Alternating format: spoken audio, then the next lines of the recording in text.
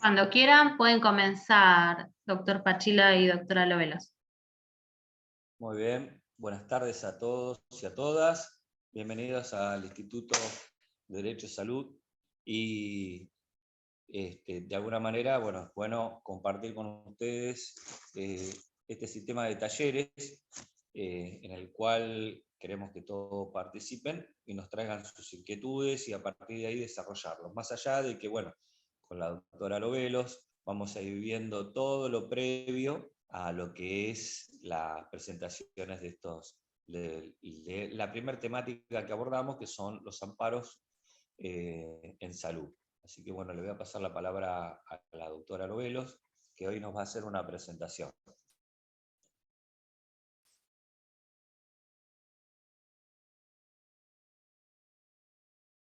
No se te escucha. Doctora, tiene el micrófono desactivado. Hace que me veía la mueca nada más, ¿no? Hola, ¿qué tal? Bueno, la verdad que estamos muy contentos con el doctor Pachila por este nuevo encuentro y bueno, espero que les guste todo lo que nosotros le podamos brindar y bueno, mantengamos los micrófonos cerrados y cuando alguno quiere pedir la palabra, si los estoy viendo, la piden, si no, a través de la manito que está abajo. Así nos organizamos.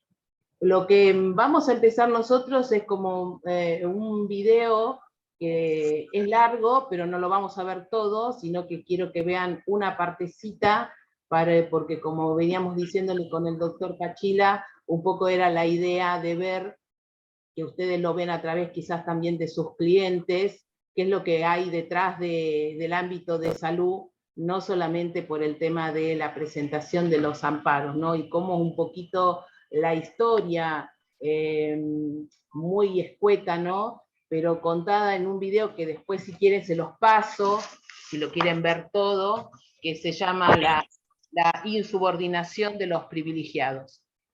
Está muy bueno en cuanto a que más no pasa por un tema de ideología política, sino por un tema más que nada de cuál es la política sanitaria que tenemos nosotros los argentinos y cómo ha ido evolucionando y entender un poco toda esta situación en la cual nosotros pues, ahora tenemos que estar haciendo amparo en salud. Así que voy a empezar y les voy a mostrar el video.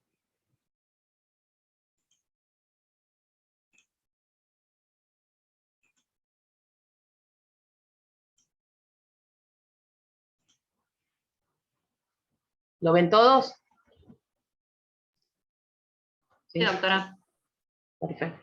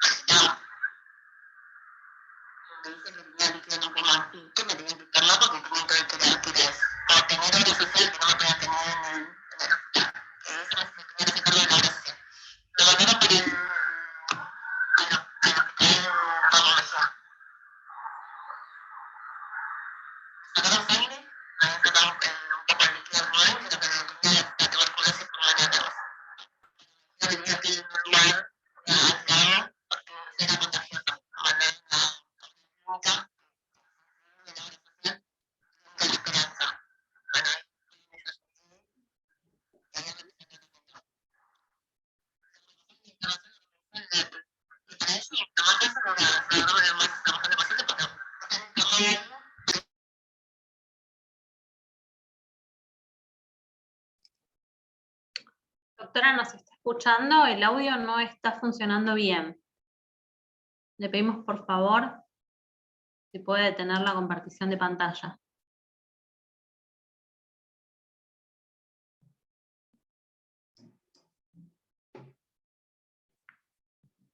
Y puede reactivar su micrófono.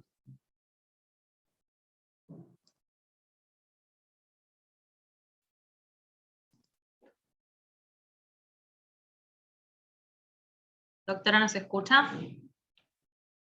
Tiene el micrófono desactivado.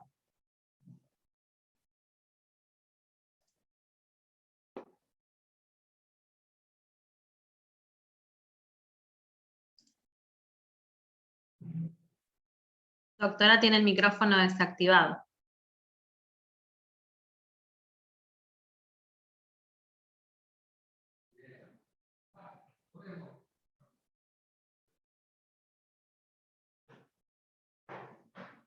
Doctora, ¿puede reactivar su micrófono, por favor? Está desactivado.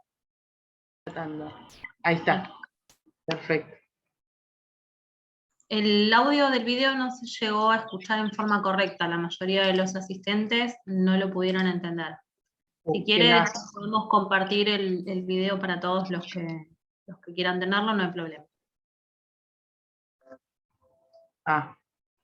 ¿Y qué hacemos? ¿Lo compartimos pero no lo escuchamos Probamos ahora? nuevamente, pero puede que sea un problema de conexión, ¿sí? O en la red directamente. Si quiere probar de nuevo, no hay problema. A ver.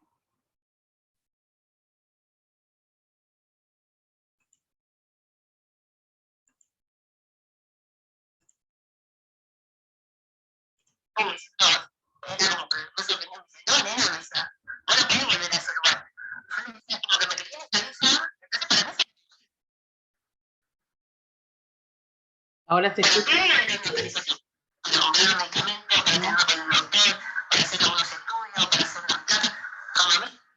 No se escucha, ¿no? No, no se escucha bien.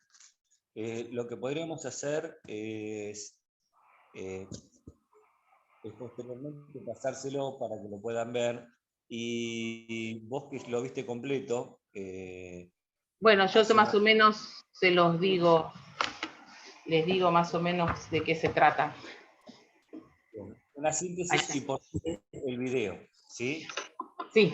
Bueno, básicamente esta chica llamada Lorena es una chica, como tantos clientes que vamos a tener, que sufre la peregrinación de que cuando tienen obra social tienen que pasar de un lugar a otro, y si están en un lugar público, como yo ya en su momento les había contado, le piden que no vaya a un lugar público, si tiene obra social, que vaya a su obra social, a la clínica que corresponde su obra social. Y muchas veces en la clínica de su obra social no le dan la prestación que ella necesita.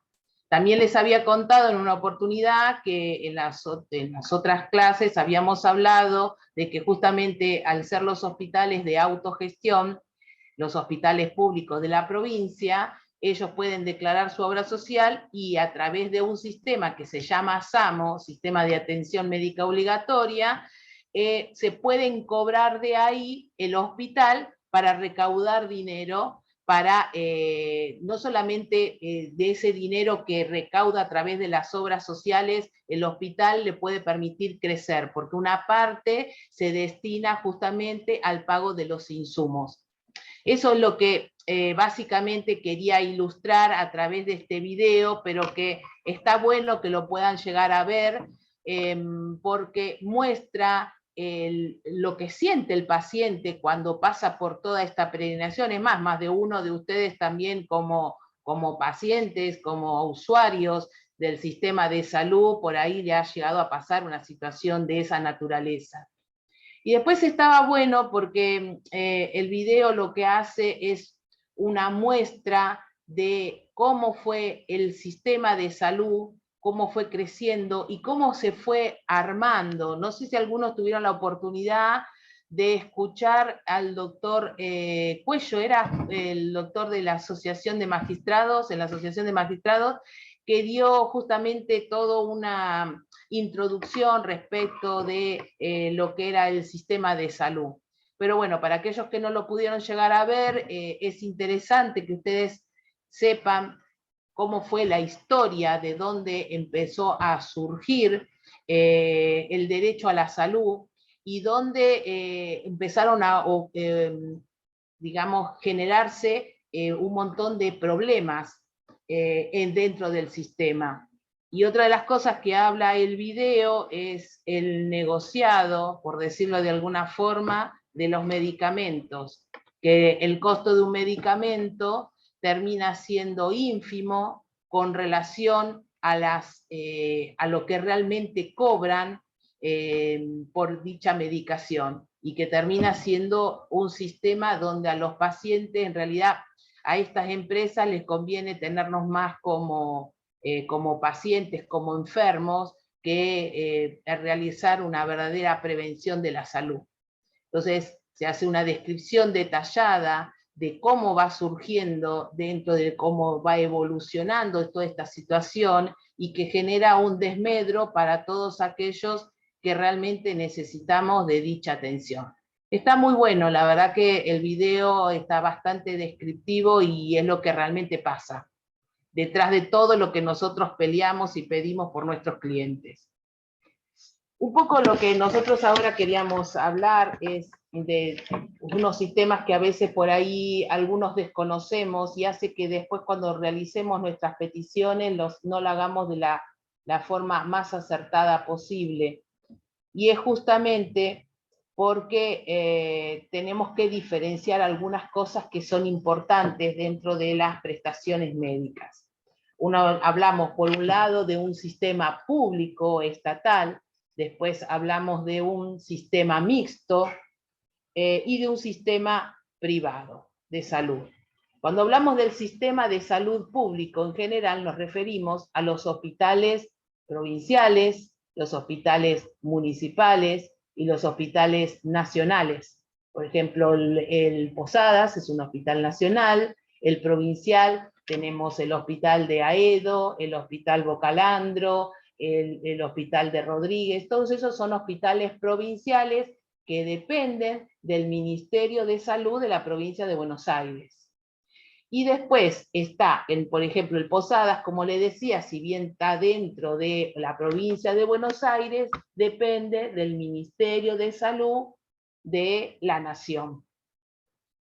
Estas entidades, digamos, alcanzan tanto para la atención tanto de los ciudadanos como de los extranjeros. De hecho, lo habilita nuestra Constitución Nacional, que no es como en otros países, no nos hacen distinción de si sos extranjero o nacional. Y donde, bueno, es importante que esté gratuito, tanto los tratamientos como los estudios, y como inclusive las rehabilitaciones, como por ejemplo kinesiología. Y como les decía, en la provincia de Buenos Aires está la autogestión, que lo que hace, como les decía, a través del sistema SAMO, permite que los que tengan obras sociales se hagan atender. No es que no se atienden igual, pero se les pide, cosa que la mayoría de la gente es reticente, y esto requiere de una educación, porque piensan que porque le dice que va a tener obra social, los van a echar.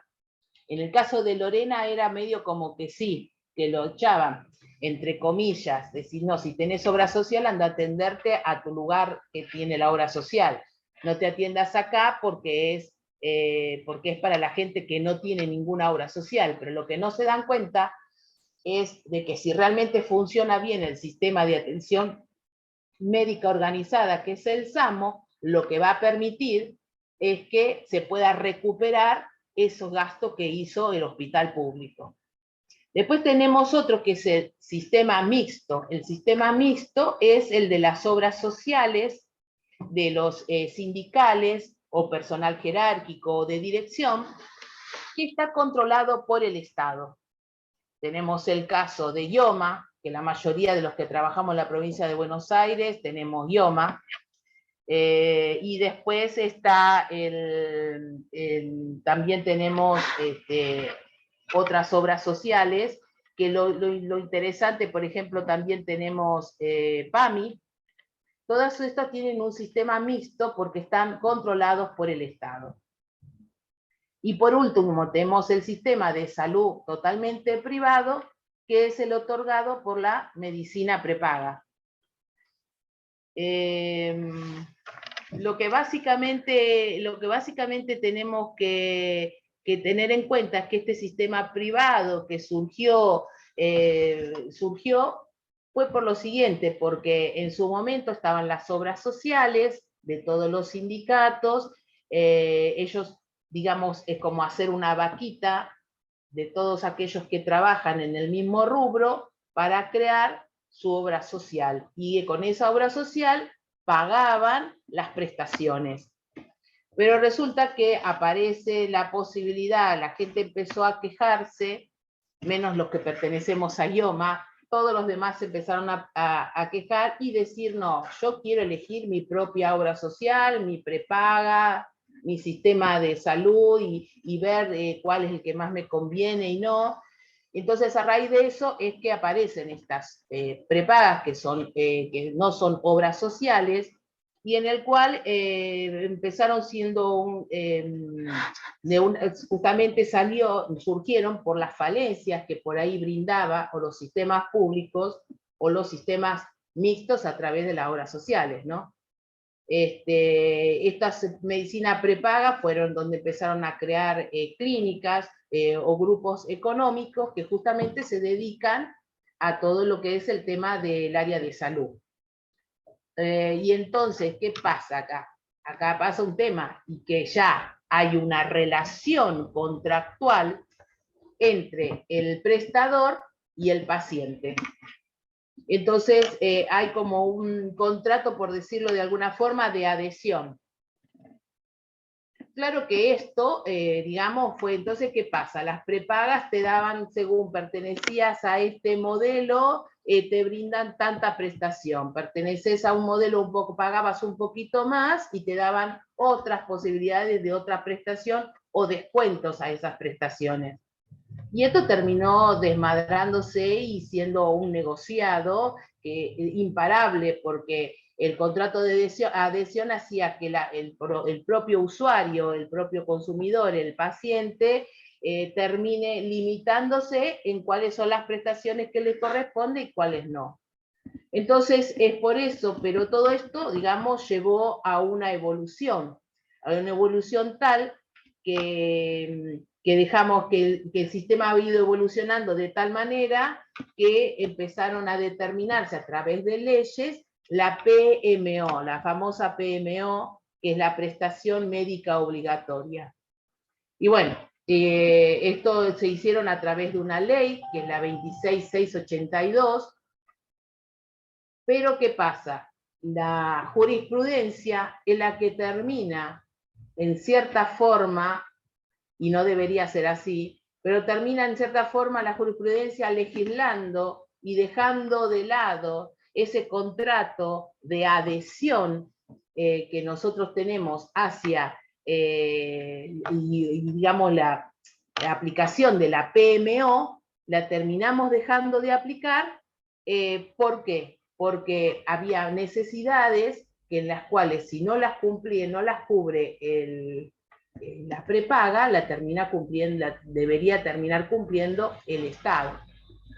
Por eso es que cuando se hacen a veces el amparo, no solamente se hace contra la prepaga, sino también contra el Ministerio de Salud, contra la Superintendencia de Sistemas de Salud, que involucra a varias instituciones, y terminan haciendo la demanda contra ellos porque ellos también tienen una obligación constitucional a través de los tratados internacionales, que ahora lo vamos a ir viendo de a uno, en brindarle esa prestación.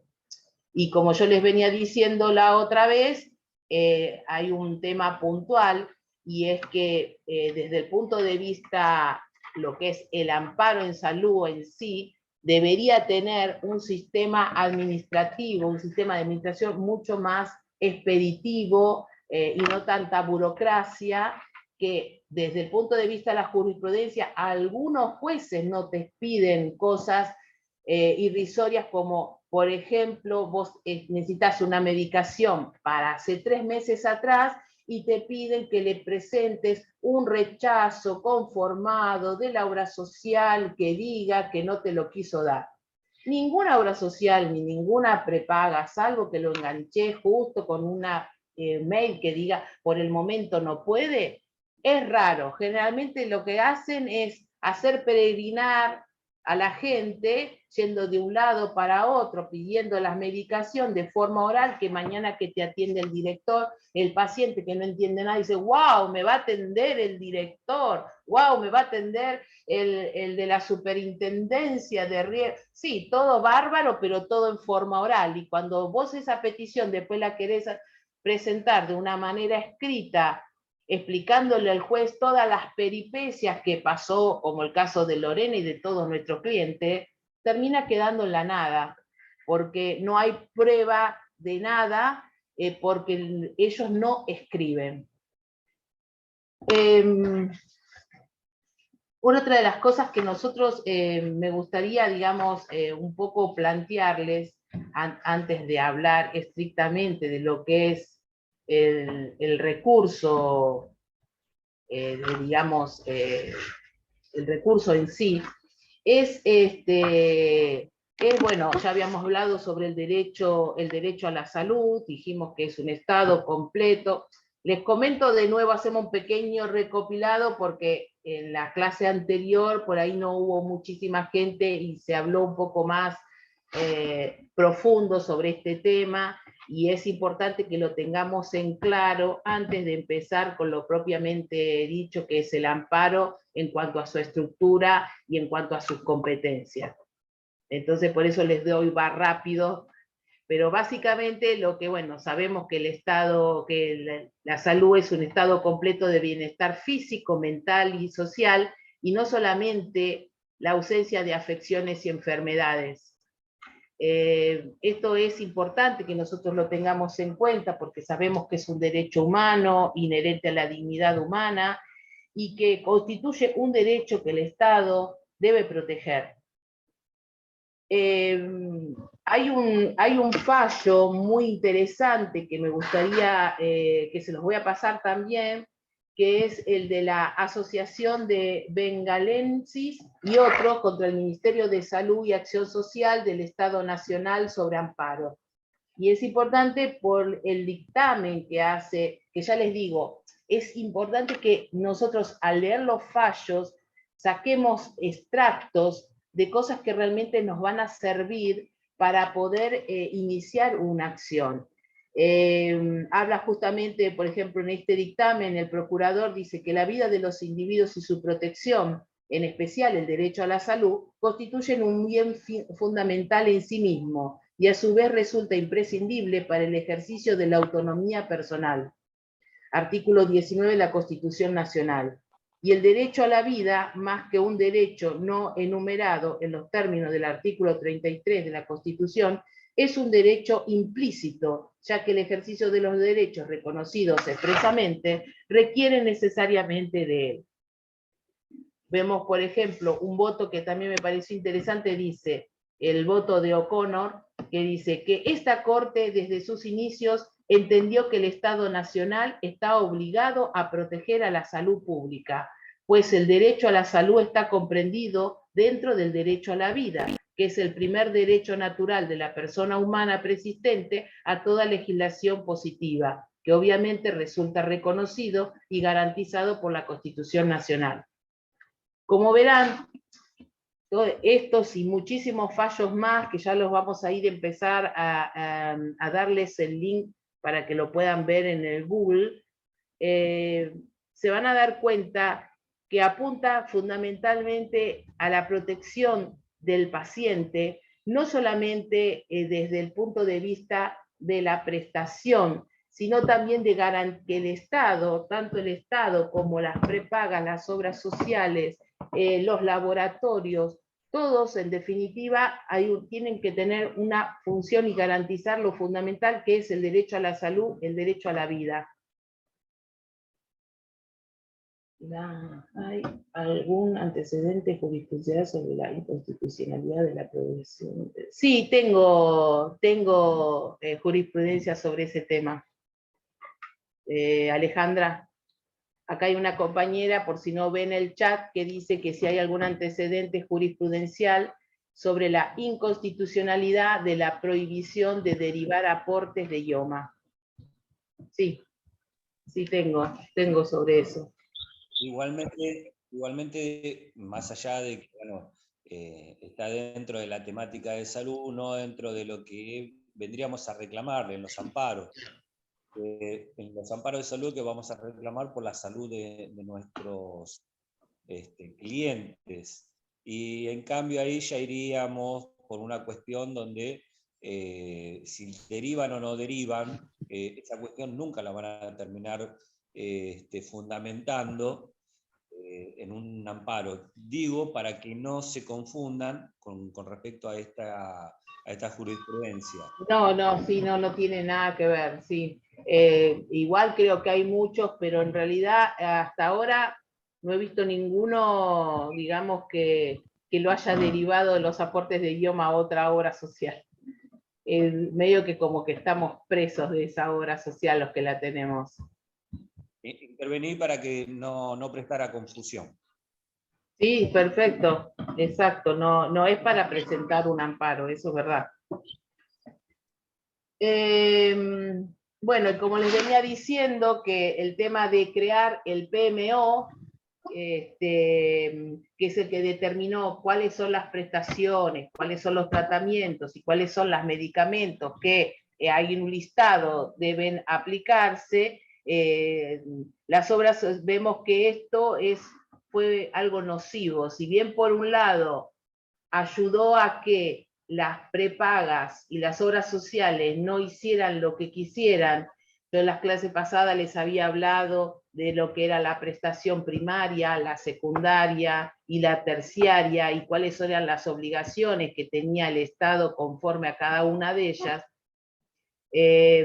Vamos a ver que el PMO lo que intentó fue tratar de darles un marco legal a todas estas situaciones que pasaban, y que era justamente el de no darle lo que correspondía, ni siquiera lo mínimo, ni lo primario.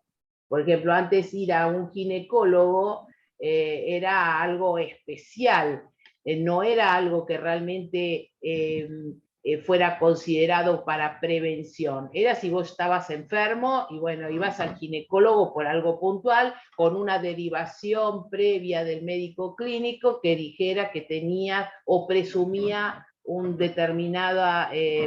presunción de algún tipo de diagnóstico relacionado con eso. Entonces ya tenías que pagar de forma especial porque era un especialista, no era el médico clínico. Entonces, todas estas situaciones y falencias y abusos y negociados llevaron a decir, bueno, vamos a organizarnos. Pero bueno, esto también hizo que los que armaban ese listado no siempre eran las personas que estaban pensando justamente en el paciente, sino en cuánto le podían llegar a salir o no. Por otro lado están las obras sindicales, que quizás el problema de ellas fue más que nada un problema de administración, que lo que llevó fue a que, porque ellos dependían, digamos, del aporte de los asalariados, de los trabajadores. ¿Y qué pasa?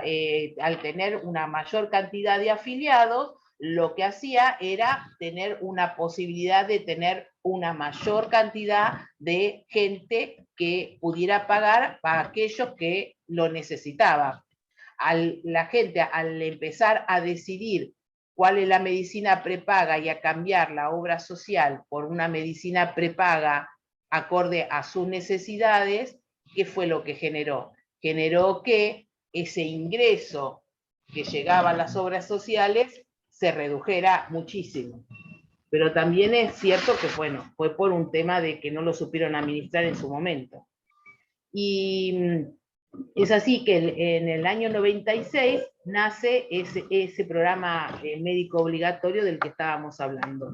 La crisis del 2001 llevó a que apareciera lo que se llamó un programa médico obligatorio de emergencia, que terminó reduciendo más todavía las prestaciones médicas obligatorias para los pacientes. Y eso mermó muchísimo en cuanto a la atención. Pero bueno, en el 2005 vuelve a surgir un programa médico obligatorio con distintas leyes, con distintos decretos que se fueron agregando la obligatoriedad de la cobertura de algunas enfermedades. Pero bueno, lo que también es importante recordar y tener en cuenta es lo siguiente, y esto es lo que tenemos que tener en cuenta nosotros para nuestros clientes, es que la medicina avanzó un montón. Entonces, tanto la medicina, no solamente la medicina, sino también todos estos derechos humanos de los que venimos hablando hace muchísimos años, es como que se ha visibilizado un poco más. Y esto llevó a que la jurisprudencia, como les venía diciendo, empiece a tener más injerencia en la decisión de que a quién le corresponde o no cumplir con la prestación a favor del paciente. Y por eso es que nosotros tenemos que usar todo este tipo de jurisprudencia, todo este tipo de situación para poder pelear, digamos, el derecho de nuestro cliente. Antes un bypass gástrico era considerado, wow, ¿cómo va a tener un bypass gástrico? No está incorporado dentro de la PMO. Bueno, ahora sí se considera, ¿por qué? Porque empezó a comprender y a desmenuzarse el concepto de lo que es el derecho a la salud. El derecho a la salud no es solamente por una cuestión de tipo física, o por una cuestión, sino que también involucra una cuestión emocional, una cuestión psicológica, una cuestión social, porque esa persona no puede trabajar.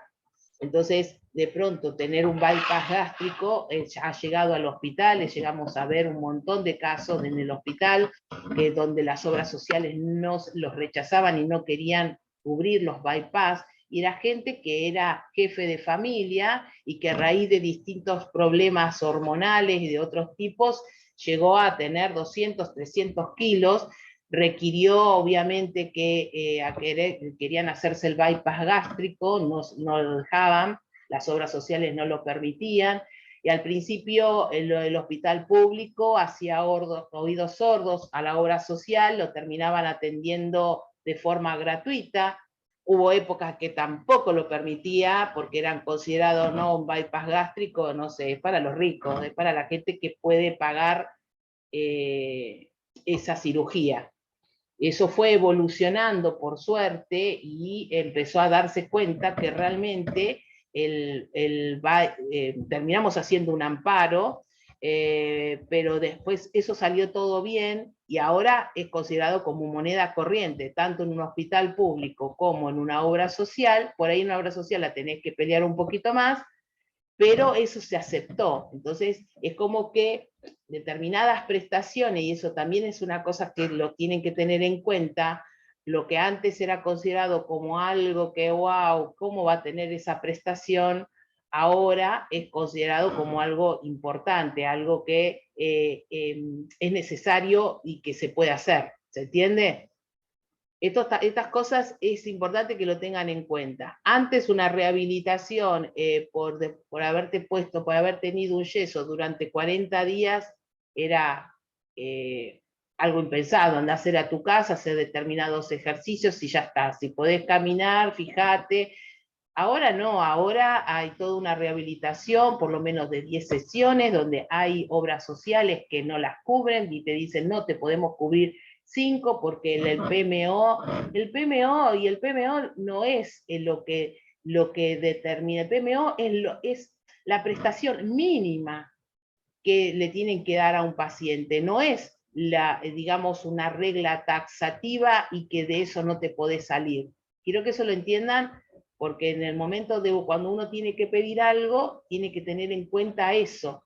No es taxativo. Depende, aparte, hay que detallar y explicar y hacer entender a los que nos tienen que escuchar que el ser humano es alguien único y totalmente diferente. Y lo que a mí en 5 sesiones me puede servir, al de al lado necesita 20.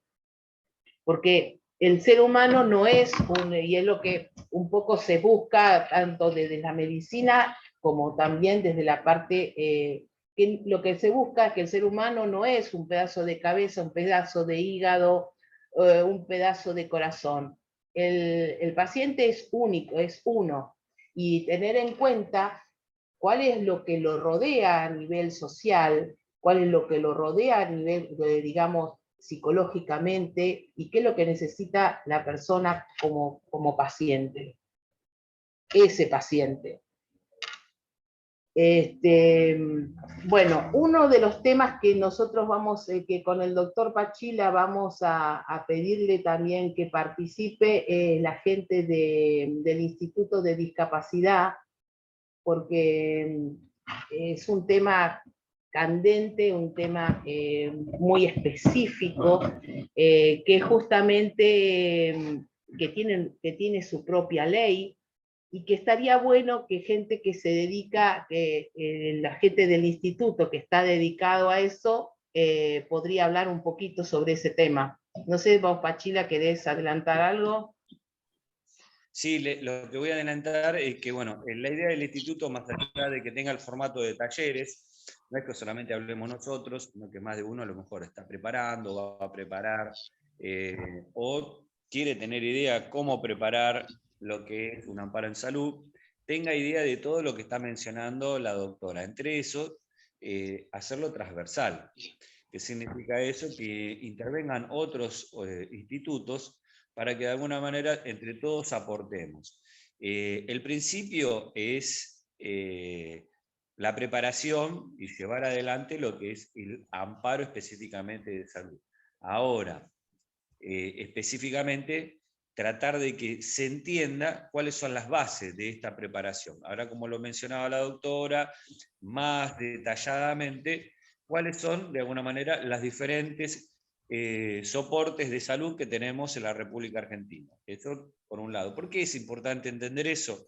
Porque a partir de ahí sabemos qué es lo que podemos demandar, a partir de qué, y si de alguna manera nos queda algún espacio más, también saber cuál es el otro espacio más para demandarlo. Por eso es importante tener en cuenta estos estamentos, estos organismos privados y estatales, por el cual nosotros debemos saber interrogar a nuestro cliente con respecto a esta preparación, ¿sí?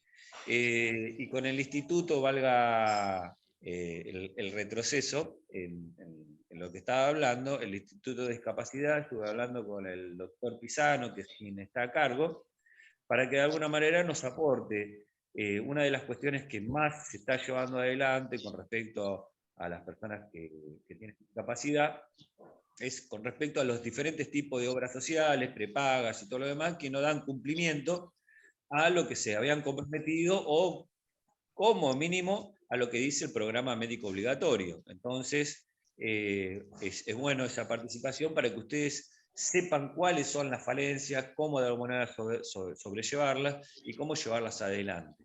Teniendo como base quiénes son nuestros clientes, o sea, a qué obra social, prepaga o institución están perteneciendo para poder reclamar. Y segundo, que después también se va a ir ampliando de a poco, ¿qué es lo que se va a reclamar?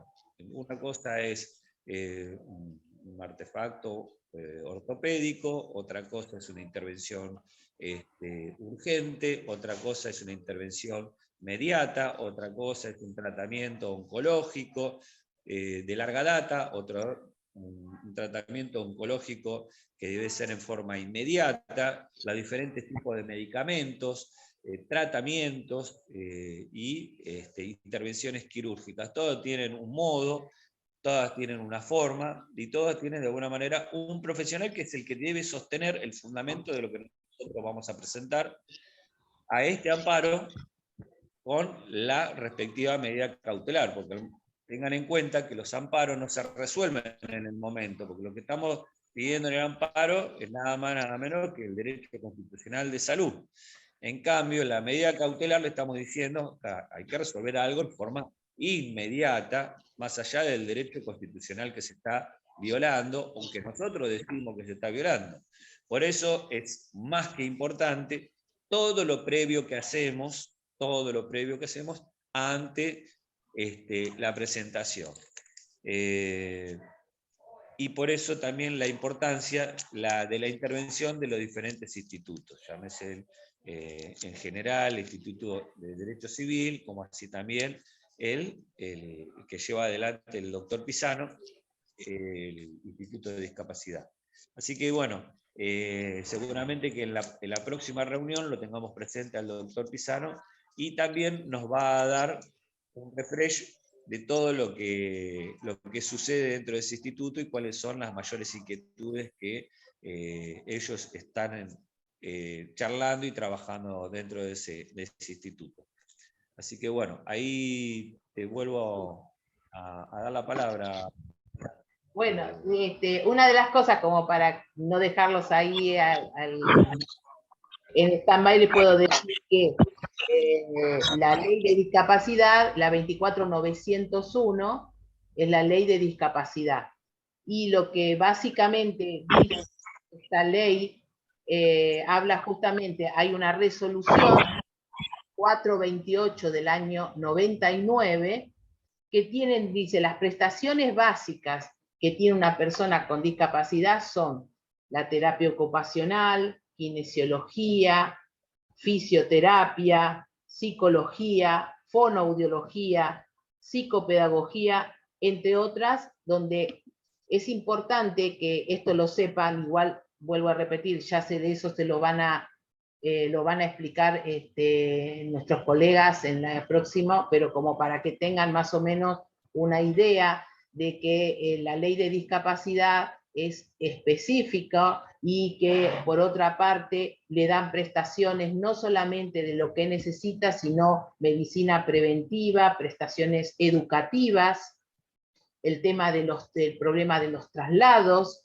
que esa es una de las tantas cosas que generalmente nos reclaman, mejor dicho, reclaman a las obras sociales, y las obras sociales prefieren mandarle un profesional a domicilio que no le brinda lo que le brindaría una institución, porque la institución no es lo mismo que venga de vez en cuando alguien a tu casa, donde ya el chico, generalmente son chicos que requieren empezar a sociabilizar con otras personas que no sean solamente los padres, los tíos, los hermanos, el tutor que está a cargo, sino que estén en otro ámbito.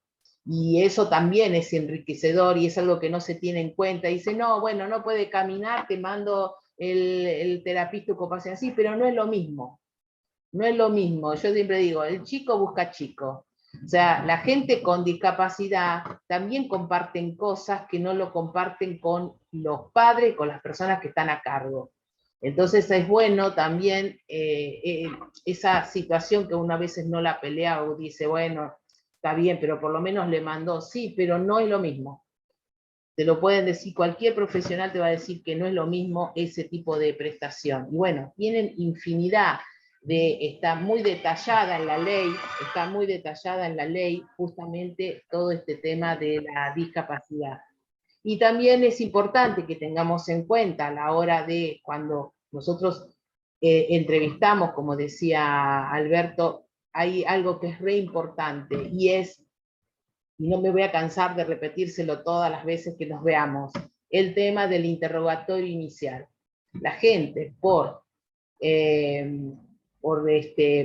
está desesperada, porque no sabe hacia dónde ir, porque empiezan a presentar papeles y notas y escritos y todo, y nosotros nos terminamos enterando después que ya presentamos el amparo. Ah, no, me acordé. Por eso es importante el interrogatorio, tranquilizar al cliente en su momento, darle su espacio para que él explique la situación, pedirle todos los papelitos, si ha habido y por haber, tómense un día entero para leer todo lo que les diga y hagan el rompecabezas, porque a veces la gente ya lo pidió, eso ya prescribió, te llama el juez y te dice, sí, pero lo que vos me presentaste de hace 2 años atrás, y el médico no dijo que lo necesite, pero nunca se lo dieron. ¿Y dónde consta que nunca le dieron la medicación? ¿Dónde consta que IOMA le dijo siempre que no? Entonces, es importante la entrevista, la primera entrevista. Y cuando le empiecen a preguntar respecto de los médicos, hay diferentes médicos que, digamos, que tienen una situación contractual con el prestador de salud distinto. Por ejemplo, están los prestadores que son directos a la obra social, y en ese caso debe contar, tienen que tener una cuenta bancaria para que le depositen, por ejemplo, el dinero. Y uno dice, ¿por qué? Y porque no es lo mismo que un médico de PAMI que te paga como monotributista y que hace un contrato de adhesión con PAMI, por ejemplo, no es lo mismo que aquel que ya está contratado directamente por PAMI y que ya lo considera como personal, que ahora no lo hacen así, lo hacen como contrato. Hoy por hoy es un contrato de adhesión que firman y es monotributista. Entonces un día vas y no lo encontrás más al médico, y porque el médico se fue. Está bien, puede pasar con los nombrados, no digo que no, pero está bueno saber si ese médico tiene una relación de continuidad o no con el prestador. ¿Se entiende? Porque nosotros vamos a luchar y vamos a presentar el amparo, todo, qué sé yo, y cuando llega el momento, sí, porque lo tiene que atender el doctor tal, del día tal, qué sé yo, no está más. Y el juez no va a volver de nuevo para atrás para decirle, bueno, no, ahora en vez de ese médico puede ser otro. Entonces, chequeen eso, que es importante, son los contratados, no son contratados, que el mismo paciente lo sabe porque el médico se lo dice, mira, yo sabés qué, voy a durar un mes más y yo me voy de acá. Si querés te atiendo en forma particular en tal lugar. El paciente lo sabe porque el médico se lo dice, directo. Bueno, otra de las cosas que tienen que tener en cuenta es el CUD, el famoso CUD, y el SIF. SIF como el SIF del aerosol que usamos en general para limpiar, las mujeres y los hombres. El SIF significa la Clasificación Internacional de Funcionamiento de la Discapacidad y de la Salud. Entonces, es un documento que fue, digamos, propuesto por la Organización Mundial de la Salud, que lo que trata es de lograr un lenguaje unificado dentro de la comunidad científica. Entonces, hace una descripción acerca de la salud y todo lo que está relacionado con los estados de la salud. La verdad que es algo bastante novedoso y después que es importante que lo tengamos en cuenta y que, bueno, en más detalles, vuelvo a repetir, se nos van a explicar la gente de discapacidad. Y otra cosa que les va a pedir el juzgado cuando presenten una acción de amparo y ustedes tengan un paciente con discapacidad es el CUD, C-U-D. Le va a decir que presente, doctora, el CUD, pero no saber qué es. El CUD es un certificado único de discapacidad, se llama. Y entonces, considerándose como discapacidad, toda aquella persona que tenga alguna deficiencia, no solo mental, puede ser sensorial, puede ser motora,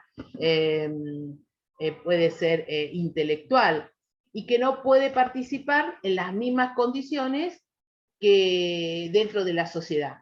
Entonces, ese certificado es el único documento público y es gratuito que prueba la discapacidad en todo el territorio de la nación. ¿Sí? Se otorga a través justamente de una evaluación que se hace por una junta formada por profesionales de distintas disciplinas, según la discapacidad que tenga, y acredita la discapacidad en todo el territorio. Con esto, por ejemplo, lo que hace es, ¿qué te brinda esto? Que tenés una cobertura del 100% de las prestaciones de los sistemas de prestaciones básicas para personas con discapacidad, incluyen tratamientos, rehabilitaciones, apoyos educativos, También te permite viajar gratis entre un transporte público.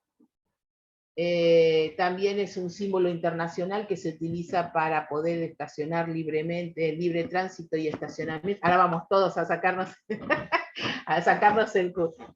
Exhibición de alguna tasa municipal y beneficios, por ejemplo, para comprar algún automotor. Para todo eso te sirve el CUR, pero cuando vos presentás la acción de amparo, si tiene un problema de discapacidad, lo tenés que presentar sí o sí, porque te retrasa todo. Uno no presenta del vamos toda la documentación que la próxima encuentro, si vamos a hablar un poquito sobre eso, donde le vamos a dar un listado de las cosas principales que tiene que tener la presentación de la acción de amparo, porque después es lo que hace que se retrase la justicia para una resolución cuando haces una medida cautelar. Dice, doctora, pero le falta esto, pero y le falta aquello, y bueno, ya ahí cuando empiezan a faltarte cosas, hasta que se entera la otra parte, bueno, no termina nunca. Y algo que si nosotros tratamos de darle el 100% de lo que el juzgado necesita, porque vuelvo a repetir, hay que entender algo, y es que el juzgado es ignorante de lo que es la medicina y las prestaciones. Es lógico, no tiene por qué saber todo de todo, ni de los movimientos. Entonces, nosotros tenemos que, frente a él, mostrarle absolutamente todo lo que se necesita para que él pueda resolver.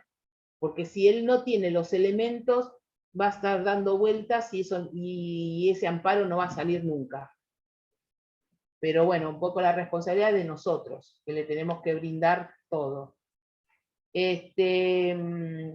Bueno, después otra ley que es importante que tengamos en cuenta es la 23660, que es justamente la ley de las obras sociales. Esta ley todavía se encuentra vigente y que regula, digamos, el sistema de solidario de salud.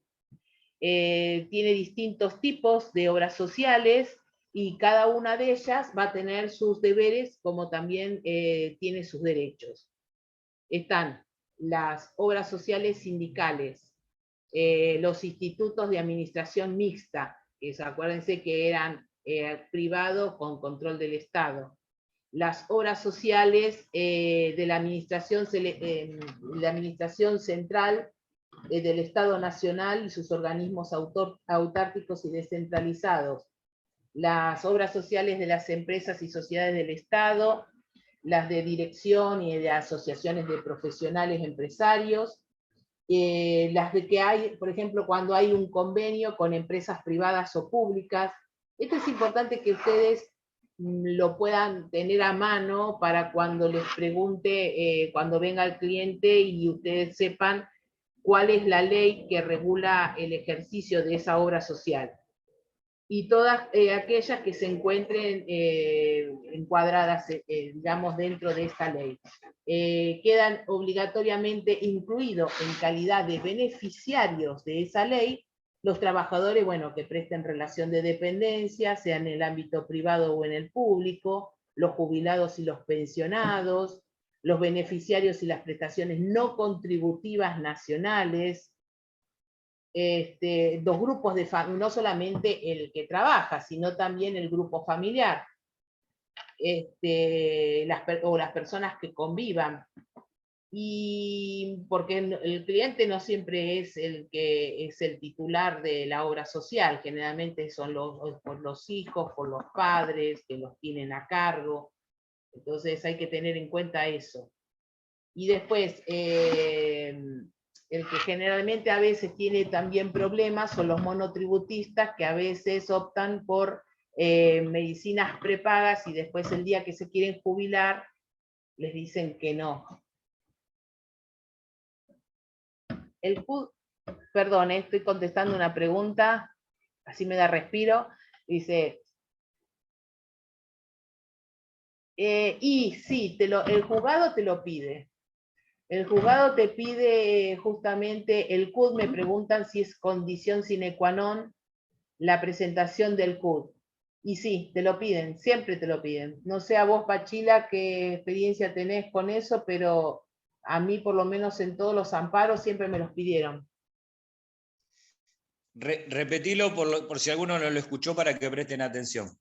Bueno, acá preguntan si sí o sí hay que presentar el CUD, el Certificado Único de Discapacidad. A mí en todos los amparos que presenté, siempre me lo pidieron. Lo que hay que prestar atención dentro de todo lo que está diciendo la doctora es lo que va a ser el encuadre de lo que ustedes van a demandar. ¿Cómo lo van a encuadrar a esto? Dentro de los tipos diferentes de lo que hoy estábamos hablando, al reclamo en sí mismo. Llámese una prestación, dentro de esas prestaciones, si va a ser pura y exclusivamente inmediata o inmediata. Ahora, cuando estamos hablando de una persona discapacitada, ¿qué hacemos nosotros en cualquier tipo de demanda? Adelantamos algún tipo de prueba y sobre todo si esta es documental. ¿Y de qué estamos hablando acá? Nada más y nada menos, donde estamos probando a través de un certificado oficial de que esta persona tiene un tipo de discapacidad. O sea que estamos adelantando un montón de pasos al previamente presentarlo. Ahora, si nosotros a esta persona la presentamos como que tiene un cierto tipo de discapacidad, ¿qué es lo previamente que me va a decir el juez? Previamente, demuéstremelo, aporte la prueba. ¿Y qué te va a decir? Que aportemos sí o sí este certificado. Entonces lo tenemos que tener en cuenta no específicamente solo para este certificado, sino para todas las probanzas que querramos hacer. No se olviden de que estamos hablando nada más y nada menos que de un amparo donde el juez va a resolver la medida cautelar en un tiempo precioso, muy corto, y más allá de que a lo mejor pueda tener la buena voluntad de pedir previos para tratar de acondicionar y de que ese amparo pueda salir, es responsabilidad nuestra aportarlo. Ahora, diferente es si nosotros no la tenemos a esa prueba, entonces pediremos oficio, pediremos de alguna manera que nos la aporten de alguna institución o el privado que la pueda, que la tenga. Pero siempre tenemos que adelantarnos, ¿sí? Nosotros tenemos que aportarla en forma directa. Eso es lo que va a hacer de que esto camine muchísimo más rápido. Es uno de los pasos que debemos tener, tal cual como lo dijo la doctora, en el interrogatorio. Y previo al interrogatorio, hay que tener una cuestión que hacen los buenos médicos. Los buenos médicos escuchan a los pacientes en su totalidad, para de alguna manera poder determinar, a través del análisis que hicieron concienzudamente, a través de lo que estudiaron toda su vida y la práctica, decir, bueno, voy a diagnosticar. Nosotros no vamos a diagnosticar, pero sí de alguna manera vamos a encuadrar jurídicamente qué es lo que vamos a reclamar y de qué forma. Por eso hay que saber escuchar bien para después saber qué interrogar y qué preguntar para que esta persona nos sepa decir a través de nuestro interrogatorio qué es lo que nosotros vamos a presentar y a partir de qué es lo que también nos va a aportar esta persona. Llámese de lo más sencillo, hasta el médico, el nombre del médico tratante, el tipo de enfermedad, que uno dice, y sí, pero muchas veces pasa de que bueno, uno da por obvio todo. En esto, que son las medidas cautelares dentro de un amparo, no hay que dar por obvio absolutamente nada. Me amplié un poquito, pero creo que valía la pena aclarar este tipo de cuestiones que hacen a la presentación en sí misma. Así que bueno, gracias Mari por el aporte. No.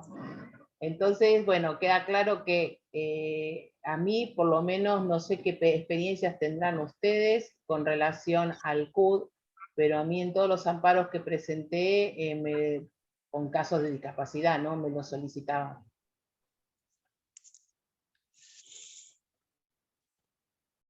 No, claro que no condiciona. Lo que pasa que, bueno, vas a tener que ahí demostrar a través de la historia clínica, mostrar el resumen. Acá me preguntan, para los que no lo leen, es el CUD, si lo tengo, me allana el trámite, pero si la persona no lo tiene, no puede condicionar la procedencia del amparo.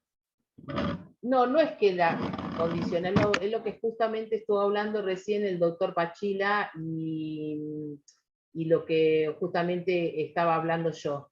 de que no lo condiciona, pero es importante tenerlo porque facilita un montón la decisión de parte del juez. Y si no lo tenés, es lo primero que te pide y es lo que retarda si no lo tiene. ¿Por qué? Porque tenés que demostrarlo a través de la historia clínica, de resúmenes de historia que te hagan distintos médicos, cuál es la patología que tiene. Y explicarla y justificarla. No solamente decir, por ejemplo, el paciente tiene, no sé, ahora se me ocurre porque estoy con un caso parecido, que tiene epilepsia refractaria. ¿Y eso qué es? Tiene discapacidad motora, intelectual, ¿de qué tipo? Y en base a eso, si tiene un certificado de discapacidad, ¿qué tipo de discapacidad tiene? ¿Por qué pide esta medicación? O sea, hay que fundamentar. En cambio, si vos ya tenés un certificado único de discapacidad donde dice específicamente qué tipo de discapacidad tenés y todo, y vos, por ejemplo, decís que tenés una discapacidad, no sé, mental, una discapacidad intelectual, y no una discapacidad motora, y entonces vos pedís un traslado, que me trasladen al nene al colegio porque tiene una discapacidad, pero no está relacionada con lo que vos estás pidiendo, entonces hay que justificar, y no, pero el médico quiere que vaya a ese lugar y a ese colegio porque le brinda tal y tal servicio, o sea, es como que se hace un poquito más difícil, y porque inclusive teniéndola, le brinda la posibilidad de que se le puedan hacer traslados, prevención, rehabilitación, con un montón de otros servicios que no la tiene el que no la tramitó. Hay que tener en cuenta que no hay pruebas que sean totalmente concluyentes, ¿sí? Que yo demuestre que la persona es discapacitada, a lo mejor no demuestra que sí necesita la prestación. Así que no hay pruebas concluyentes, van todas una de la manito de la otra, ¿sí? Van todas concatenadas. Hay que tener en cuenta de que siempre las pruebas, sobre todo en este tipo de medidas, no son por sí solas cada una concluyente. Ni el certificado médico, ni el resumen de historia clínica, ni el certificado de discapacidad, o sea, eso tampoco quiere decir que de alguna manera a lo mejor no lo tengamos y sí podemos informar de que lo podemos conseguir en tal lugar y el juez, a través de lo que nosotros pedimos, como pedir de que se remita de tal lugar tal información, eso es importante. Lo vamos a saber a través de qué, de lo que habíamos visto anteriormente, haber escuchado a nuestro cliente y después haberlo interrogado, ¿sí? Eso hay que recordarlo siempre. No hay pruebas concluyentes. O sea que esta es la prueba salvadora. No, están todas concatenadas una con la otra para poder demostrar qué y fundamentar qué es lo que estamos pidiendo y para qué. Eso es totalmente, es lo que es la base de toda presentación de un amparo. Bueno, otra de las cosas, como veníamos hablando, es el tema del monotributo. La gente con monotributo, ustedes saben que cuando el monotributo se pagan tres cosas. Se paga uno, que es el impuesto. Otro es el aporte previsional y el otro es la obra social. Esto se incluyó en el monotributo. ¿Qué pasa? Cuando ellos van a pagar en una prepaga, la diferencia que hay con alguien que está en relación de dependencia es que vos ya está sobreentendido que te lo descuentan en los haberes, en el recibo de haberes, generalmente, puede haber excepciones, pero generalmente ya viene descontado la obra social, entonces como que vos te olvidás. Pero ¿qué pasa con el monotributista? Que por ahí, por X motivo, o porque no le entró dinero ese mes, o como trabaja de forma independiente, o porque dice, no, total, después yo pago todo 3, 4 meses, y resulta que justo se enfermó y entonces estaba anotado en una prepaga. Bueno, realmente lo que pasa es que no le va a dar la prestación. En la prepaga, el monotributista cuando paga, es fundamental tener en cuenta que lo que está pagando el monotributista es la prestación médica obligatoria. Entonces es importante que en ese caso tengan en cuenta porque hay diferentes puede tener la prepaga de 3 meses, de 6 meses, de 9 meses, y que lo va a ir controlando según sepa si paga regularmente. Por eso les digo que la situación del monotributista con la obra social es difícil si no tiene una regularidad en el pago. Eso no quita de que pueda hacer un amparo ni nada, pero son cosas que uno tiene que tener en cuenta. No es lo mismo una relación de dependencia, una obra social determinada o una prepaga que una prepaga de un monotributista. ¿Se entiende? Y muchas veces justamente uno de los mayores clientes que vamos a tener son monotributistas con prepagas. Bueno, viene por último, bueno, tenemos la medicina prepaga que se rige por la ley 26.682. La última, digamos, ley pasó por toda una evolución que ya les fui contando antes, que lo que hace básicamente es establecer el control y la regulación que hace el Ministerio de Salud a través del, esto ténganlo en cuenta, la superintendencia del sistema de salud. No solamente para las empresas prepagas, sino también se aplican a fundaciones, cooperativas, mutuales, que brindan prestaciones médicas.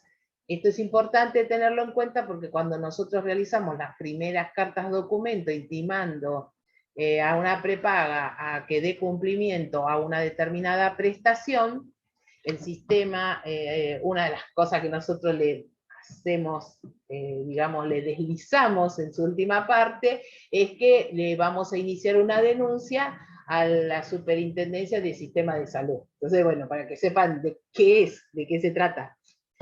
Es el que justamente tiene la obligación de controlar, antes lo hacía el Ministerio de Salud y ahora lo hace a través de justamente de este órgano, donde se unieron varios órganos juntos en uno solo. Antes estaba el ANSAL, estaba DINOS, INOS, Instituto Nacional de Órganos, todo eso se juntó y ahora es la Superintendencia de Sistemas de Salud. En la actualidad es un organismo que se encarga justamente eso, de controlar y de supervisar no solamente a las obras sociales, sino también a las prepagas, la relación que tiene el beneficiario justamente con, con las prestadoras de salud, los traspasos, dictar resoluciones, normativas, sistemas de afiliación, todo el tema de los aportes que realizan o no, todo eso se encarga este sistema, Superintendencia de Sistemas de Salud. Ahí la colega Bernucci está pidiendo la palabra, me parece, ¿puede ser? Yo de acá no la veo, pero puede ser. Sí, sí, doctor. ¿Qué tal? ¿Cómo le va? ¿Le puedo hacer una preguntita con respecto a esto? Es, ¿qué pasa con las prepagas, por ejemplo, Galeno, que tiene un sistema de reintegros, ¿no es cierto? Cuando la tienen por, veo que no es lo mismo aportar por su cuenta que si no si la tiene por empresa, ¿no es cierto? Si tiene, en este caso Galeno, que tiene un sistema de reintegro, resulta de que se opera un afiliado, se opera en una clínica que es de Galeno, ¿no es cierto? Y bueno, lamentablemente cometen una mala praxis y se tiene que volver a operar y el paciente decide abonar la operación en forma particular en otro centro que no es de Galeno y manifiesta esto, ¿no? De que se va a operar en forma particular toda vez que se operó en un sanatorio de ellos si fue mal operado, y se niegan a hacerle el reintegro de lo abonado de la operación. ¿En esta ley hay algo regulado de eso o hay alguna jurisprudencia? Tendría que, con respecto a esa jurisprudencia, yo particularmente, no sé vos, Pachila, yo no leí, pero debe haber seguramente, porque aparte... el reclamo en sí mismo, porque estamos hablando de algo post, no estamos hablando de algo pre. Cuando sí. vamos a presentar una medida cautelar incluida dentro de un amparo, lo que estamos haciendo es hacer valer ese derecho a la salud con respecto a algo que nosotros queremos prevenir o queremos enmendar o queremos de alguna manera que se solucione en forma inmediata. Sí. Eso vendrían a ser en forma específica. Cuando queremos hacer un reclamo con respecto a, si no interprete mal, ya realizada y encima que termine esa prestación en una mala praxis, me parece que lo que entendía a la colega que estaba diciendo, me parece que iría por el reclamo de daños, Sí. ya no por una cuestión, un reclamo de amparo por salud. De acuerdo a lo que interpreté que decía la colega. Si interpreté mal, corríjame, pero eso es lo que yo interpreté, y me parece que tendría que ir directamente por lo que es el daño. Empezar directamente por un daño, pero ¿es necesario interponer la demanda de mala praxis primero? ¿O se interponen las dos juntas? Hay que entender que el amparo va por un lado, ¿sí? Es una vía, y después estamos hablando de lo que es algo ordinario, que sería la demanda por daños y perjuicios, y cuando estamos planteando, decimos por qué estamos planteando, cuál es el daño y cuál es el perjuicio, y ahí estaríamos hablando de la mala praxis. Sin perjuicio que a lo mejor otro colega inicie la causa penal o no, pero digamos, es otra vía totalmente diferente. Gracias. No, por favor, para obtener un resultado totalmente diferente. Susana, ¿querés hablar? Susana Sidoli, no te escuchamos. Hay que desmutearla. Hola, ¿me escuchan? Te escuchaba, te veía mover la boca. ¿Me pero... escuchan? Ahora sí. Hola. Con respecto a lo que dice la pregunta que hizo la colega, yo les diría con seguridad que no va por amparo. Por amparo, ¿no? Porque el amparo tiene características específicas. Hay un ruido bárbaro, no sé ¿qué es lo que pasa por ahí? ¿Ahí me escuchan? Sí, ahora sí. Bueno, con relación a ella, les diría, perfecto, les diría con seguridad que no procedería al amparo. Ella va a tener que ir por el daños y en todo caso, todo lo que gaste con relación como consecuencia de la mala praxis, lo pondrá en su demanda y hará los reclamos y tratará de sumar todos los recibos que tenga por todos los gastos que hizo, toda la facturación. Pero no va a proceder, porque una de las características de las medidas cautelares es la verosimilitud del derecho. Y acá la verosimilitud no lo tenés probado. Es más, cada vez que te apelan las medidas, cualquier obra social o a cualquiera persona contra vos vayas contra un amparo, lo primero que se van a quejar es que faltan los principios, aunque estén, los principios que te mencioné. La verosimilitud del derecho, el peligro en la demora y la caución juratoria. No sé si respondí lo que la colega decía. Totalmente clarito. Estamos hablando, digamos, esto lo vamos a tener en todas las cautelares. Y de alguna manera no. Cuando estamos ante este tipo de reclamos. Exacto. Y me permito decir algo más, que también por ahí les sirve a otras colegas. No sé si me escuchan. Escucha clarito. No, yo quería aportar nada más, que es un tema muy interesante el que hablaba la colega respecto del PMO. Yo no sé por qué que hay tanto ruido, ¿quién anda por ahí?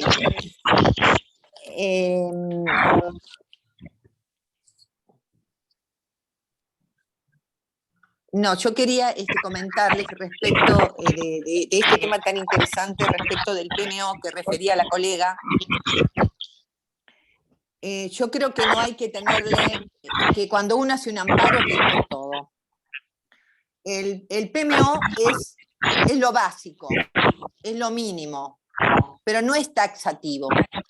Y como a veces las cosas que necesitamos para cubrir las necesidades de la enfermedad, cualquiera sea, tenemos, yo sé que es un tema que lo van a tratar, pero hay que ir a los tratados internacionales. Y les explico algo mínimo que estoy en este momento haciendo. Para una persona con estas enfermedades evolutivas, yo estoy pidiendo, y que a consecuencia de esa enfermedad perdió el habla, de hecho se le cerró la boca, para que ustedes tengan la dimensión de la gravedad, estoy pidiendo un instrumento tecnológico que les permite leer con el iris de los ojos, y eso le da una información inmediata a las personas que la cuidan. Esto sale, es muy caro, por supuesto que es un instrumento que viene importado. Yo la verdad tuve mucho miedo de iniciarlo, de pedirlo, por el costo y porque sé que todo apelan. Y lo primero que dicen que no está dentro del PMO y que no tienen obligación de estar asumiendo prestaciones que no están dentro del PMO.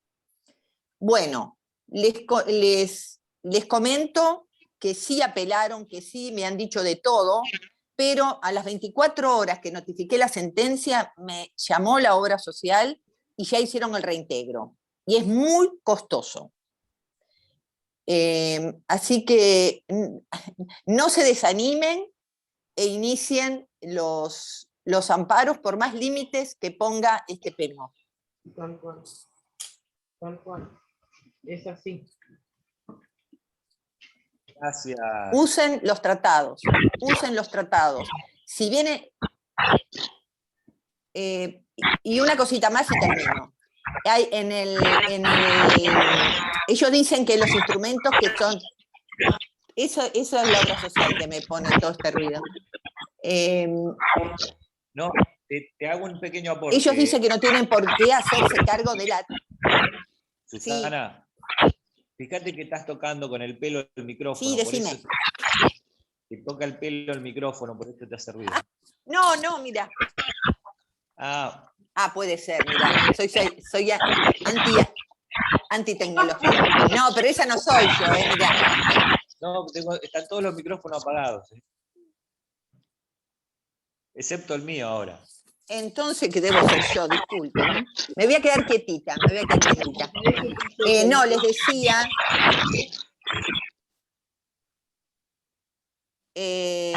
mira, me quedo quieta y hace ruido igual. Bueno, pero no importa.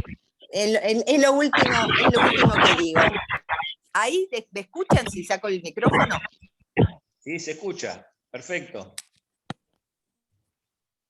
Bueno, les hablo sin el micrófono. Bueno, les decía que ellos cuando contestan dicen que no tienen por qué estar pagando tecnología, que la tecnología no es rehabilitación.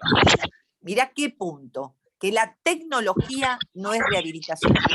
Sin embargo, yo encontré específicamente en el tema de la Convención de Discapacidad y en un proyecto de ley en la provincia de Buenos Aires para las personas que tienen, digamos, grandes discapacidades, un proyecto de ley que nunca salió, pero es realmente interesantísimo, donde dice que todo lo que es tecnológico y que es para la salud de las personas con discapacidad, en este caso, tiene que otorgarse. Así que basado en eso, el juzgado me dio la cautelar, la apelaron, y sin embargo que la apelaron, ya nos hicieron el reintegro. Así que esta buena experiencia, aprovechenla.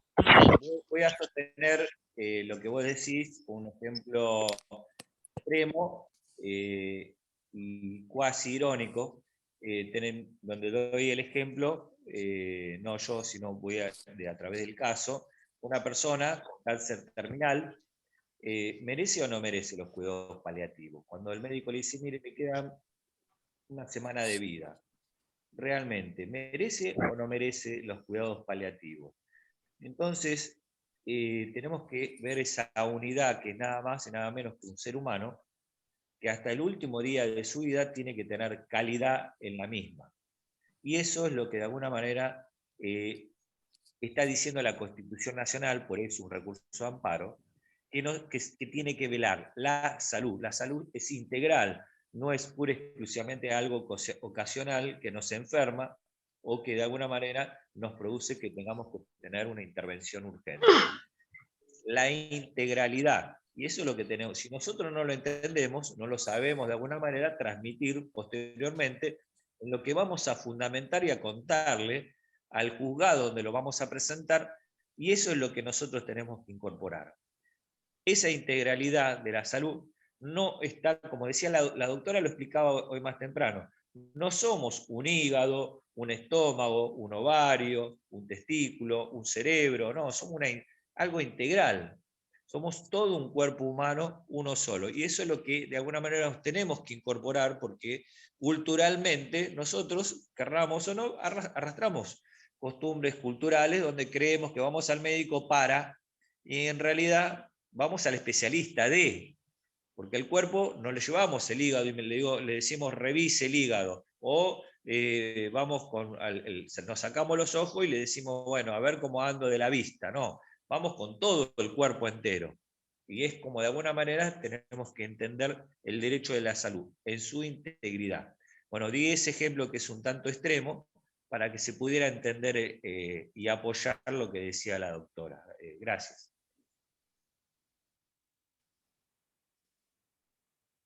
María. Ahí está, estoy muteada por las dudas, digo, porque sentía tanto ruido, digo que no quería, no quería interrumpir. Sí, la verdad que, bueno, Susana, la verdad que fue un muy buen aporte el tuyo y es básicamente lo que venimos, lo que intentamos con Alberto Pachila transmitir a lo largo de todo este taller, ¿no? Primero no bajar los brazos, pero fundamentalmente es importante entender el porqué de las cosas. A veces uno, en la vorágine del trabajo y de los clientes, y que no todos son amparos, sino que tenemos diferentes temas que resolver, uno trata de creer que, bueno, le aplicás la ley, aplicás esto, y por ahí esto es tan específico realmente, tan humano, porque no es ni más ni menos que estamos peleando el derecho a la vida y a la salud de alguien, y que trasciende los papeles, no estamos hablando de bienes materiales, que es muy difícil a veces entender inclusive por qué de todas estas situaciones, de por qué del mercado de las medicaciones, del por qué no se entiende, como acá dice una compañera, la tecnología es todo ahora, y sí, pero desgraciadamente todavía sigue habiendo personas, sigue habiendo prepagas, sigue habiendo obras sociales, sigue habiendo administrativos que son generalmente los que reciben nuestras, digamos, lo que el paciente necesita. Y yo a veces digo, ¿cómo un administrativo puede determinar la vida de un paciente? A mí me ha pasado en el hospital, esto es una anécdota, me pasó en el hospital que no le hacían el cateterismo a los pacientes, y el que recibía el llamado de si podía hacerlo o no un paciente era un administrativo. Bueno, un día muy enojada, bueno, tengo mis momentos también, a mí esas cosas me superan, me fui con todas las historias clínicas de los pacientes ante el director provincial de hospitales y le dije, bueno, basta, yo no voy a tener bajo mi conciencia la muerte de ningún paciente, digo, porque el que está dirigiendo, quien determina si un paciente necesita un cateterismo o no, es un administrativo. Digo, no me parece, no es por desmerecer, pero me parecía que no correspondía, y bueno, el mismo director se enojó y a partir de ese momento empezaron a cambiar algunas cosas, que son anécdotas que me pasaron hace muchos años, pero era como decir, a veces siempre ponen gente que por ahí la que nos recibe el papel, y la que nos dice esto no se puede hacer, son gente que no tiene ni siquiera idea digamos, del sistema y de lo que le pasa al paciente, ni siquiera tienen contacto con el paciente para saber qué es lo que le pasa y qué es lo que siente. Entonces yo no digo que pongan a un médico para determinar si requiere o no cateterismo una determinada persona, pero sí tiene que haber alguien que esté capacitado para poder por lo menos entender o decidir. A veces pasa con los mismos auditores médicos que se empecinan en que tiene que tomar determinada medicación. Pero esa persona no sabe que detrás de esa patología que tiene de base, tiene un montón de otras cosas que en el conjunto, si toma esa medicación, le va a traer más perjuicio que otra cosa. Y es el médico tratante el que conoce al paciente. Entonces, a veces uno tiene que golpear un poco las puertas de las personas que están, digamos, tomando ciertas decisiones que no son a veces las más idóneas, y hacerles entender de que, y me ha pasado, hacerles llamar por teléfono y explicarle y decirle, no, pero escúcheme, mire la historia clínica, mire por lo menos el resumen de historia clínica para entender por qué el paciente necesita esta medicación y no la otra. Entonces ahí tenemos que tener como aliados la posibilidad, si tienen la posibilidad, de hablar con el propio médico tratante para que cuando haga un resumen de historia clínica no sean de tres renglones, sino que cuando se siente sea un resumen de historia clínica completo, para que el que lo va a leer entienda por qué quiere este audífono de tal cosa y no otro. No es por un capricho del médico que está, no siempre, no es el 90% que los médicos están negociados con una determinada laboratorio para darle el medicamento más caro por capricho. Dentro del medicamento tienen un montón de contraindicaciones, y en el cual sirve para algunos y para otros no. Entonces eso es re importante que lo tengan en cuenta a la hora de también peticionar. Yo les tiro secretitos que son cosas de que los que uno vivió durante tantos años trabajando en el ámbito de salud, pero en el derecho, y que a la larga sirve para poder trabajar, ¿no? Ahí vi que una colega estaba escribiendo en el chat sobre, no voy a hablar sobre el tema técnico, sobre el encarnizamiento terapéutico. Bueno, eso lo vamos, cuando empezamos, porque también voy a extender y voy a decirle que se trata de, vamos a abordar los temas de bioética, que nada tienen que ver con la ética profesional. Y la bioética trata sobre el encarnizamiento y sobre el resto de los temas que hacen, no así a lo que va a ser el tratamiento médico, ¿sí? Tiene que ver con otro tipo de cuestiones que, bueno, más adelante vamos a empezar a tratar también. ¿Para qué? Para poder entender toda la totalidad de lo que es el derecho de la salud. Aclaro esto porque ahí vi que en el chat estaba poniendo esto. Eutanasia y el suicidio asistido. Pero bueno, ese va a ser otro tema, digamos, de los cuales vamos a tratar, y también vamos a tener personas profesionales de la salud que puedan dar también su perspectiva y su óptica con relación a eso, que es un tema bastante interesante y podría decir es importante para doloroso. explicarles que muchas veces una cuestión se la puede llegar a resolver, a lo mejor no jurídicamente, y sí a través de un comité de bioética. Es importante que sepan tener, por lo menos si van a desarrollar esta parte del derecho, cuáles son los hospitales que cuentan, las instituciones, mejor dicho, que cuentan con comités de bioética, para que en su momento, si tienen que recurrir, ya lo sepan anticipadamente. Y a la vez, cuáles son las resoluciones de esos comités de bioética con respecto a las diferentes temáticas, que, bueno, son muchas las que trata las de los comités de bioética, pero para que vayan, si se van a adentrar en lo que es esta rama del derecho, vayan teniendo en cuenta que van a tener que saberlo y tener idea cuáles son dentro del área que van a trabajar o no, porque muchas veces uno trabaja acá en la provincia y se le presenta un caso de capital, o de zona oeste, o zona norte, o del sur, y uno dice, bueno, tengo que trabajar, tengo que hacer esto, pero tienen que tener idea, porque muchas veces, no en su totalidad ni la mayoría, muchos casos se resuelven a través de la intervención de un comité de bioética. Y de alguna manera poder resolver el caso con esta intervención de este instituto. Así que bueno, quería aportar eso.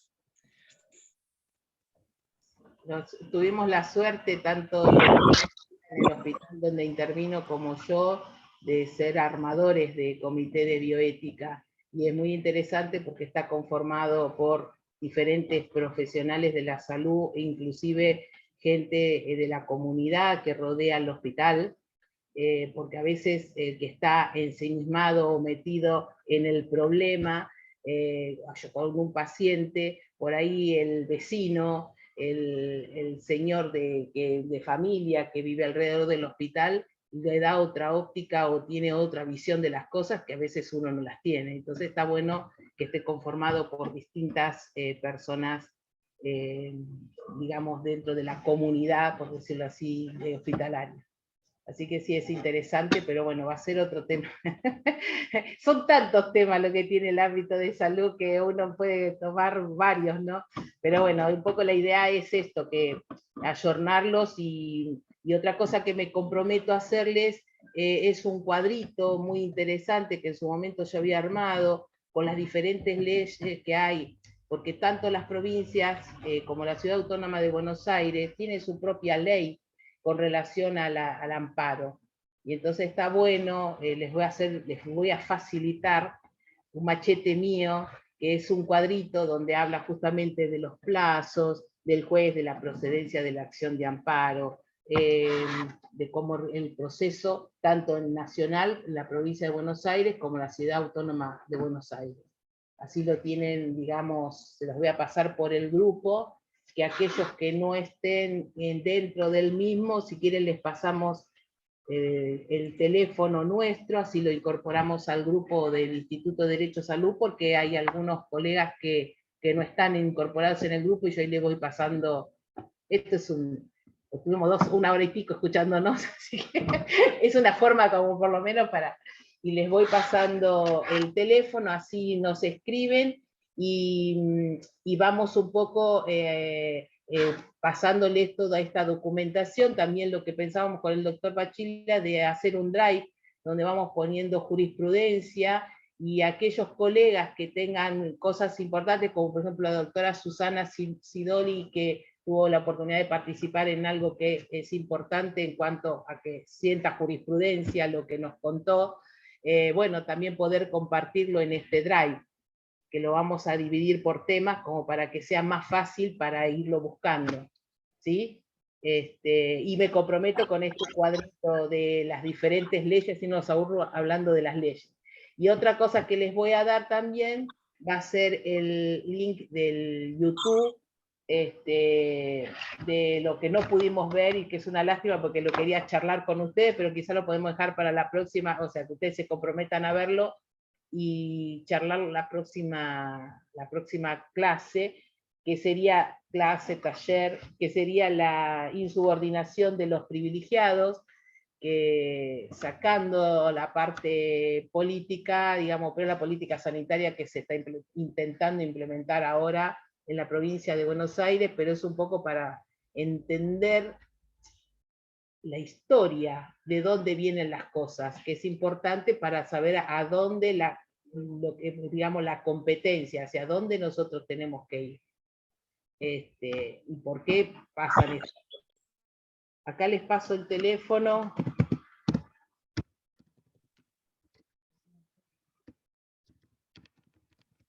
Mientras la doctora les pasa el teléfono, ahí vi que también en el chat una doctora, una colega, puso, por suerte, gracias a la intervención del Comité de Bioética del Hospital de Niños de Córdoba, durante la pandemia pudieron las criaturas ser cuidadas por sus progenitores porque estaban aislados, solos y enfermos. Bueno, he ahí una de las intervenciones de un comité donde el 90%, por no decir el 100%, el 90% de los juzgados, ante una resolución de un comité de bioética, el juzgado termina dando razón al comité de bioética, porque estamos hablando de comité de bioéticas bien conformados, no constituidos porque sí, ¿no? Constituidos, registrados dentro del registro de cada provincia y de la nación.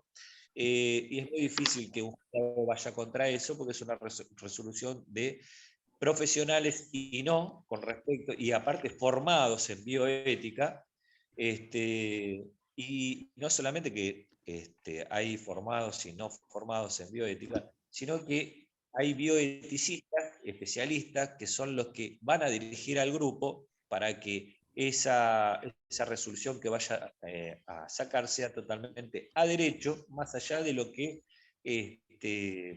puedan decir a favor o en contra de lo que se está resolviendo.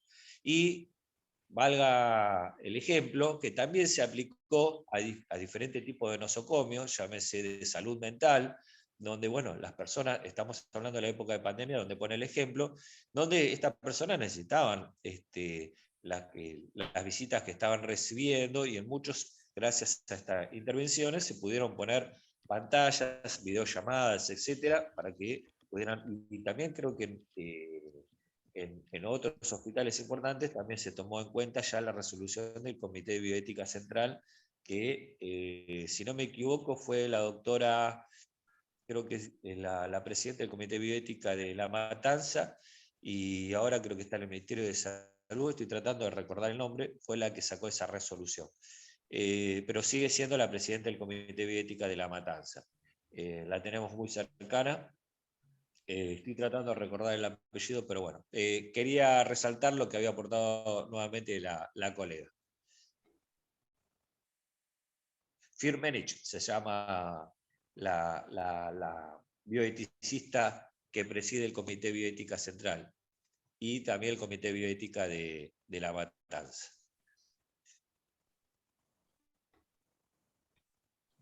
Te corté nuevamente, María Emilia. No, está bien, está bien. Yo estoy anotando acá que me están pasando algunos el teléfono por acá.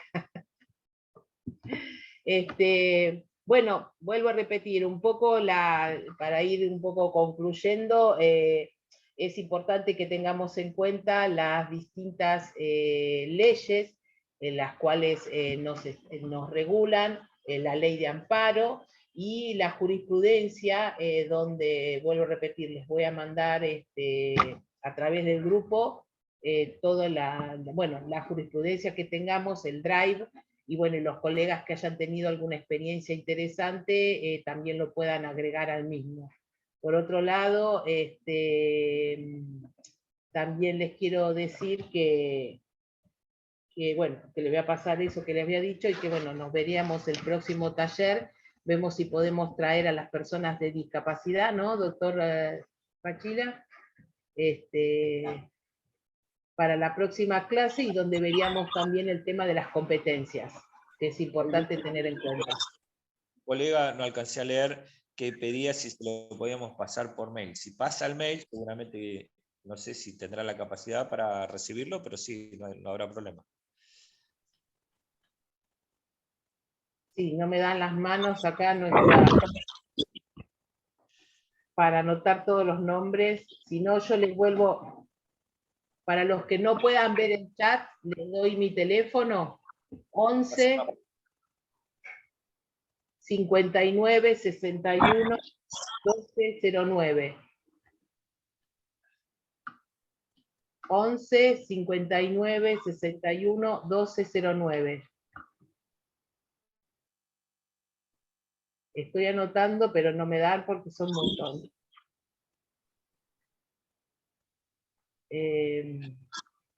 Nos están preguntando cuándo es el próximo encuentro. Es el cuarto, a ver, nos fijamos en el es el cuarto. Perdón, porque cae feriado el 25 de mayo. Gracias, Juli. ¿Se corrió entonces para cuándo? Claro, porque tenemos el Ah, claro, el 25 es el feriado. feriado. Bueno, ¿para cuándo? Ahora después lo Perdón, pasamos. disculpen, tienen la próxima reunión a lo que sería junio, el día miércoles 8 de junio. Gracias, Juli. De nada.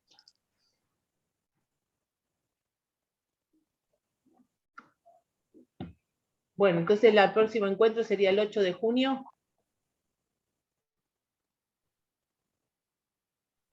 Perfecto. Igualmente lo vamos a publicar. Sí. Otra cosa, si alguno no recibe el boletín informativo del colegio, donde damos pura y exclusivamente las actividades académicas y digamos, las novedades que surjan del colegio, se pueden comunicar a académicos para poderlo recibir. Y de esa forma estar actualizado en todas, valga la redundancia, actividades académicas, como de las novedades del colegio. Gracias a ustedes por estar. La verdad les agradecemos un montón que hayan venido y que nos seguimos dándoles algunos tips de nuestras experiencias y que las podamos compartir entre todos, porque la idea no es que sea algo teórico donde ustedes estén 2 horas escuchándome, sino de que esto está bueno de poder compartir también experiencias. No sabemos todo de todo, es imposible, y más en estos temas, podemos darle nuestra experiencia. Los que tengan de alguna manera algún tipo de consulta o están llevando o quieren iniciar, la idea es esto hacerlo en forma participativa, donde todos aprendamos de todos, porque yo si voy a seguir más allá, que llevo muchos años presentándolos, voy a seguir aprendiendo porque el derecho es aprender todos los días, nunca se sabe todo. Así que la idea es que, por eso tiene el formato de taller, para ir resolviendo, si alguno tiene alguna duda, tiene algún problema, ir buscándole a través de nuestra experiencia o la que nos pueda transmitir otro colega que a lo mejor dio un paso más adelante que nosotros creemos que llevamos. Así que de eso se trata.